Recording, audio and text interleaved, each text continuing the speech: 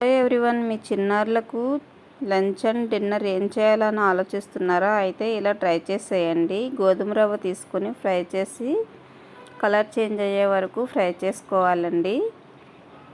అలాగే రైస్ కొద్దిగా తీసుకుని రైసు అండ్ జీలకర్ర కూడా యాడ్ చేసి ఫ్రై చేసుకోవాలి. చూసారా గోధుమ రవ్వ ఇక్కడ ఎలా కలర్ చేంజ్ అయిందో అలా చేంజ్ అవ్వాలి. ఇది కూడా రైస్ అండ్ జీలకర్ర కూడా ఫ్రై చేసేసుకోవాలి. మిక్సీ పట్టేసుకోవాలండి చల్లారినాక. ఈలోపు మనం క్యారెట్ని తురుముకుందాము. అలాగే మిక్సీ పట్టిన పిండిని 2 టేబుల్ స్పూన్ తీసుకుని నానబెట్టేసుకున్నాను. క్యారెట్ని తురుముకొని 1 టేబుల్ స్పూన్ ఆయిల్ తీసుకుని ఆయిల్లో క్యారెట్ని ఫ్రై అయిన తర్వాత 1 టీ గ్లాసుడు వాటర్ యాడ్ చేసి 2 టేబుల్ స్పూన్ ముందుగా మనం నానబెట్టుకున్న పిండి ఉంది కదా, అది కూడా యాడ్ చేసి లో టు మీడియం ఫ్లేమ్లో 5 మినిట్స్ బాయిల్ అవుతుందండి.